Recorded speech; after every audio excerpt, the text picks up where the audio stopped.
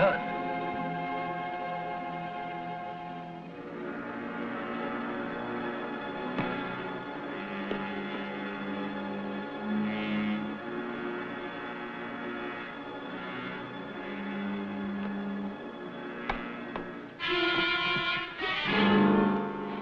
Where is it? Where is what? Get out of here, both of you. I'm quite serious. Where is it? When my husband finds out about Maybe you'll this... think twice when he does find out.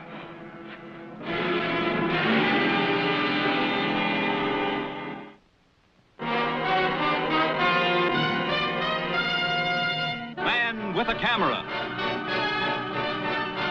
Starring Charles Bronson.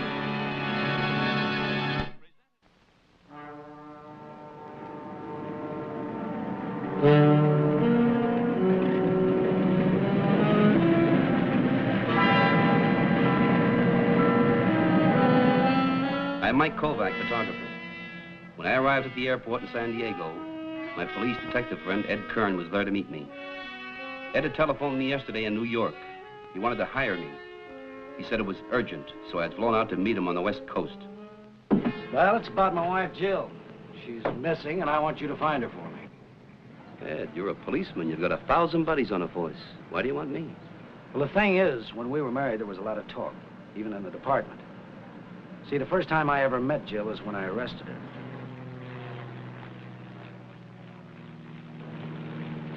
She was working for a cheap chiseler who was running a phony escort service. I brought her in, booked her, and got her to talk. Then this fresh kid in the prosecutor's office tried to build himself a case. He twisted everything around so it looked like she was part of the racket, but it wasn't true. She was just hungry and scared and broke. And the newspaper said I married her to avoid testifying. Did you? No. No, I didn't. Look, Mike, I love Jill. That's why I married her. It's why I called on you. If I turn this over to missing persons, it'll be in the newspaper tomorrow, and they'll drag her right back through that muck all over again. Well, that's fine. It's okay. If it brought her back.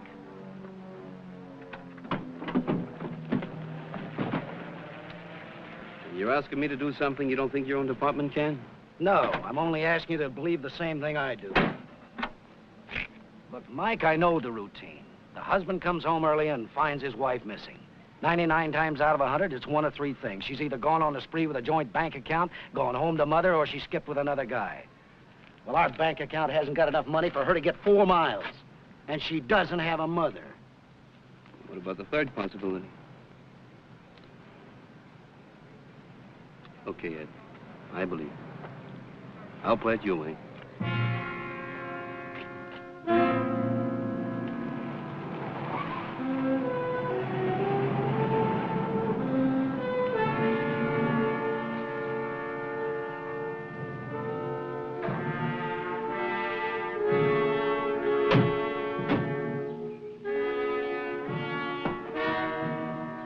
Last time you saw Jill was when?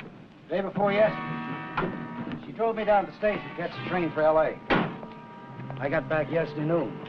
I didn't even call her and tell her I was getting back early. Look, Mike, she just wasn't here. She hasn't been here in 2 nights. Take it easy. Easy. That's easy for you to say.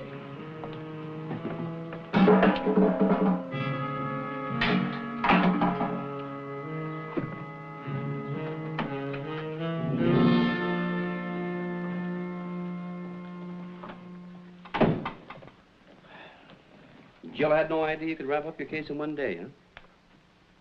What are you trying to say, Mike? Ed, let's pretend I'm the law. I'll ask the questions and you answer them. Okay. Well? Well, she figured I'd be gone for 4 or 5 days. It's what I told her. Then, on the other hand... Mike, you don't think, but... I don't think anything yet. What's the matter with you? What about family? No, she hasn't got any as far as I know. Well, that is, except the brother in El Paso, Texas, by the name of Bob I've never met. But you can forget that because I called him. Any chance she might have followed you to L.A.? No, not L.A. or any place else. Look, I checked out the bus depot, the airport, the railroad station. I even checked out the taxi reports.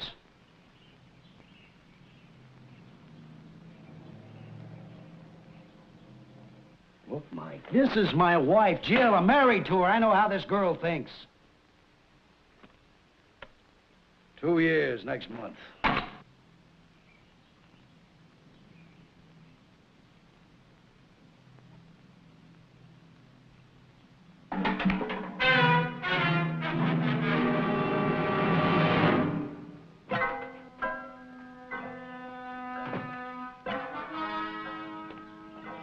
Must be that kid next door. I'm just jumpy at everything. Well, let's not just stand around beating our gums. You hired me to find your wife, though, so let's check out her routines. Look, Mike, I told you. I said let's check out her routines. What's she do on Tuesday?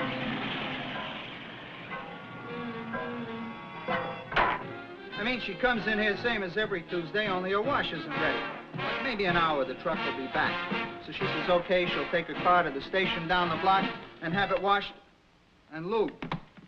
Well, like I said, an hour. Only her wash is here and she never shows up. What else she say? Well, like what? Anything. Come on, squeeze your brain. Everything she said. Well, like we talked. Like I kidded her about how it's lonely being married to a cop, and she kids back about how she's going to make some changes. What do you mean by that crack? Well, that's what she said. I said, what do you mean? Take it easy, Ed. I want to know what he meant by that crack. I didn't say nothing. Come on, let's get out of here. You think like all the rest of them. What do you know about Jill? What do you care? Ed, from now on, this is my case alone. You understand that?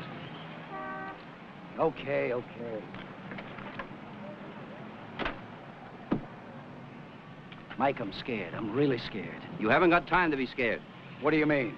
We either get a lead in the next couple of hours, or you put out an all-points bulletin.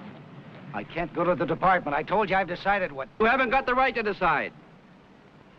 Now, I'd like to use your car. I gotta check that gas station, a couple other places. I'll drop you off at headquarters. Sure. Oh, Mike. Better drop me off at a house. I gotta testify at a hearing, and I've been in this for a couple of days. Mike, you gotta find her for me. No matter where she's gone or why, you gotta find her.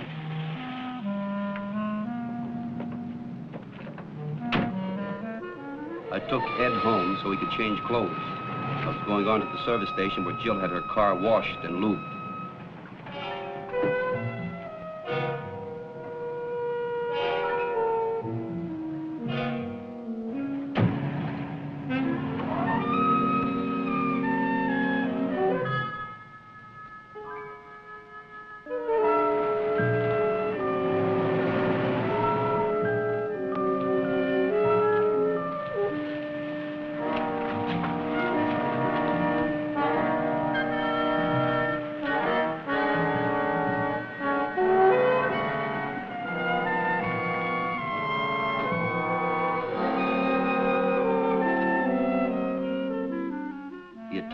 Car wash remembered Jill.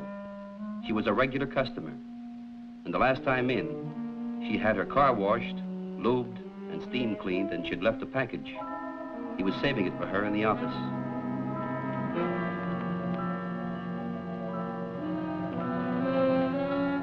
I took it off the front seat when I washed the car. Forgot to give it to her when she left.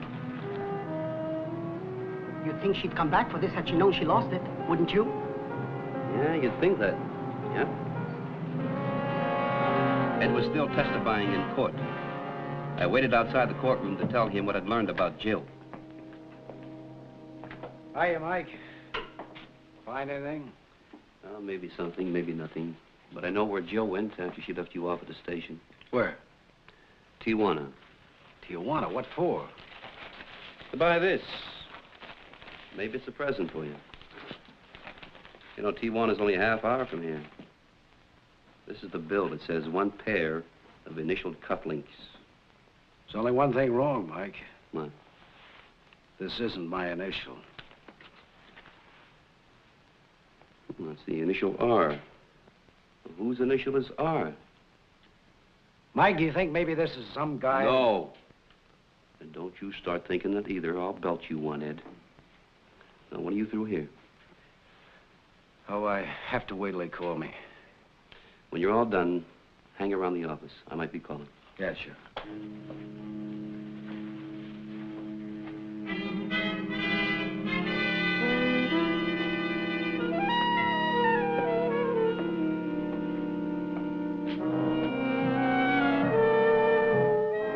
From San Diego, I went across the border to Tijuana, over the trail that Jill might have taken.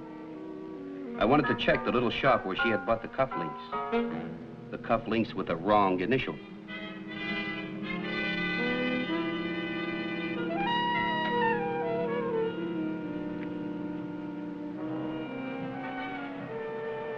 There's something I can show you? Looking for the manager. I am the owner. Oh, then you're Mr. Ganza. Yes, that's right. Remember the woman that bought these day before yesterday? Well, we have so many customers. Another shop, perhaps. Your shop. Signed and dated. Yes, apparently you're right. This is my handwriting and the lady's name and address. The customary duplicate form, protection for the tourists. Yes, I do remember her now. Excellent taste. Hand buff silver, the cufflinks. A birthday gift. For who? Oh, of course I did not ask her. I'm sorry I cannot be of help to you. I'll just keep that. Yes, of course. Thanks. You're from the San Diego police, no doubt. Why? Merely your questions. Well, you might just say that I'm a husband looking for his wife. That is, if you know anybody that's interested. Of course. In fact, you can rely on it. That's just what I'll do, Mr. Ganza. Rely on it. Public.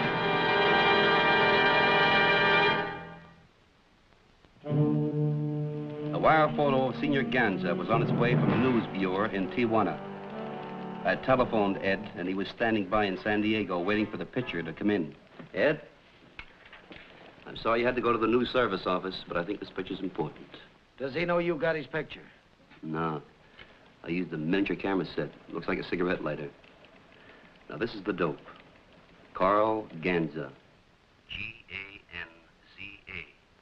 He's got a gift shop down here. Check him out for me, will you? Find out where he's from, who he is, and if he's mixed up in any border rackets like dope, hot cars, even parakeets.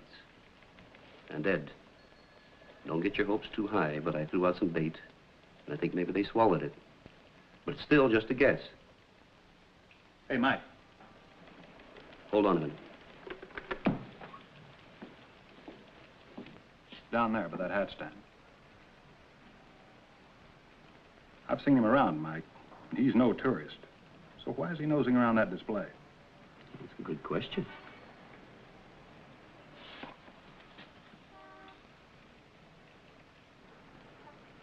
Oh, yeah. Gan's shop.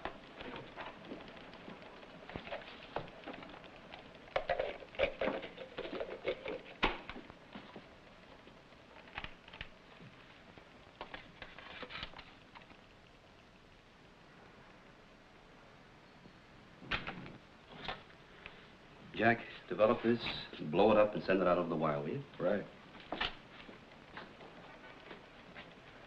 Ed, I've got another one for you. It might take a while, though.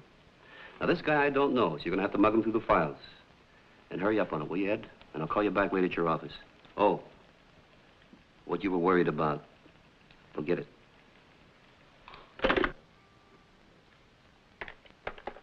On my way back to San Diego, I stopped at the border to check out a hunch with the customs authorities. Kovac. Sure, New York, right? Right. You on a case down here? Oh, just sort of checking out a theory for a friend. Smuggling over the line here? Well, I don't say it can't be done. But that's why we're here, to stop it. Well, look, this is just an idea. Let's see if it makes sense. Now, suppose a housewife leaves San Diego, drives to Tijuana to buy a gift for a friend, something like a pair of cufflinks. And she finds what she wants in a shop. Now, the clerk wraps it up and gives her a receipt. Customary procedure. That's for us. Valuation check at customs. Well, now he writes her name and address on the receipt. No reason for that at all. You mean if it's legitimate? But suppose they want a carbon of the address for later. While the clerk is wrapping the gift and making out the receipt, another man is hiding something in her car. Now, she innocently crosses the border and goes home. And later, the smugglers go to the car, take the stuff out, and just walk away. Not out of the car. They wouldn't take a chance on her finding it. They more than likely tape it under the car. Yeah. Sure. Under the car. Would it work? No. Why not? We've got boys below the border that know when shipments are going to be made. We usually know just when and where to look. Well, suppose you didn't know when and where to look. Our housewife could get through, right? Mm-hmm. Thank you.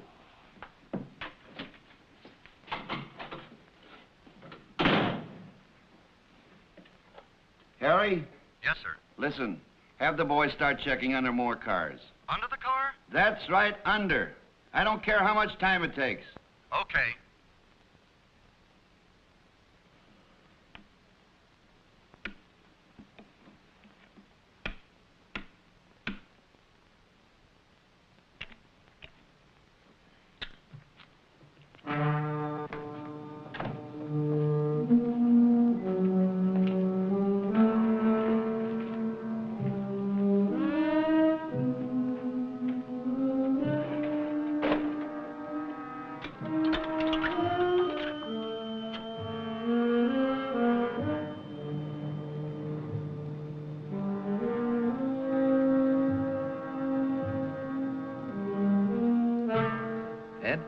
Mike, the rundown on Gonza doesn't show much. U.S. citizen, no felony convictions, no known connection with the rackets. The other guy's something else again. He's a tough baby.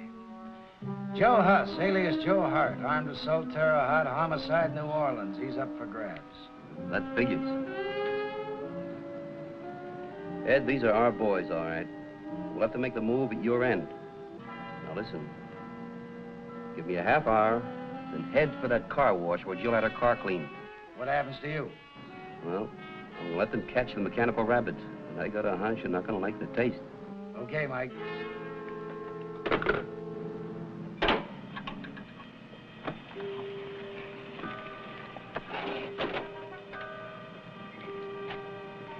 Okay. You're caught up with me. I'm ready to make a deal. Sure, it's bargain day. I'm listening. You take me to Jill and I'll get you the stuff. That's the right idea. Just twist it around a little.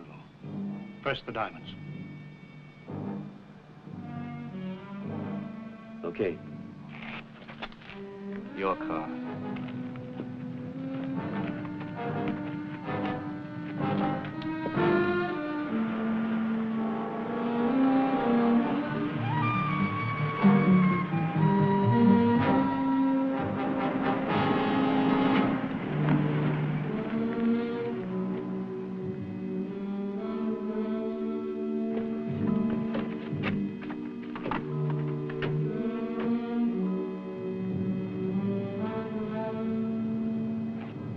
What are you trying to pull, my friend? Why here? Because this is the only place they could be. Jill didn't know the diamonds were stuck under the car.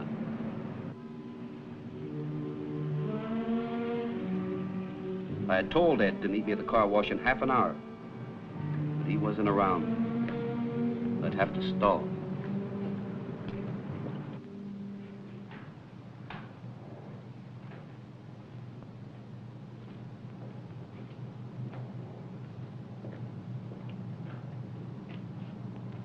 In here?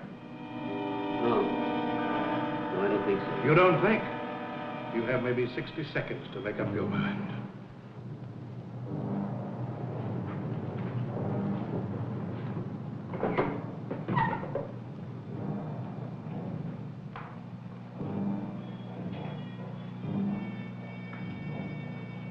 Let's see, Jill had her car steam cleaned. Must have happened then. Yeah.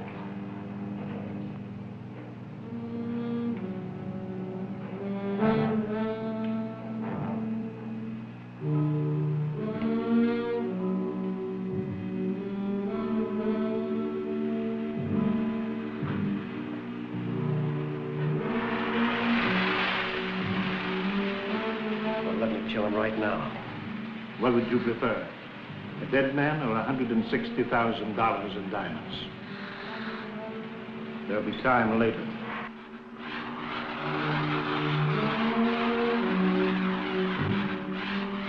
This whole setup smells like an act to me.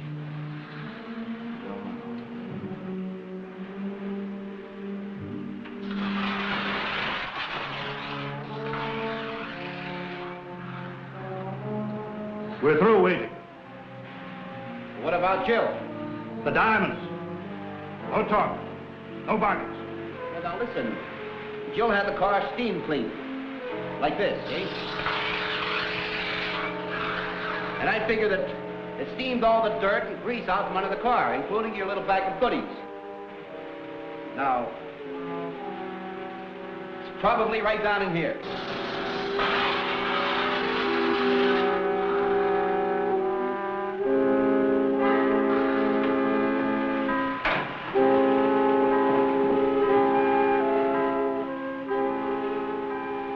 There's nothing here. He stole it. Now, wait a minute. I got something.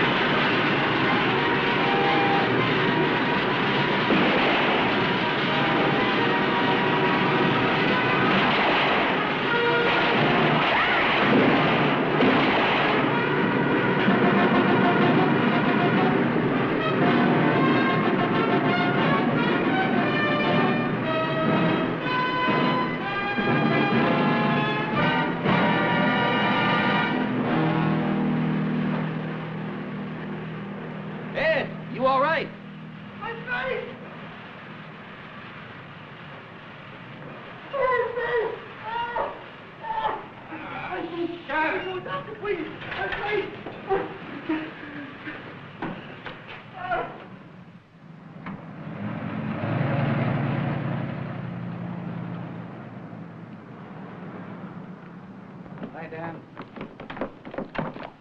I wasn't worried for a minute. When a girl's married to a detective, what you got to be afraid of? I knew Ed would find me. Well, really, sweetie, it wasn't me. You are married to a fine cop. The best. Jill, I think this belongs to you. Oh, Bob's present. Now it'll be late for his birthday. Bob's? R. Sure, Robert. Her brother. What a great cop I am. Yeah, what a great cop you are. I asked you to meet me at that car wash. Where were you?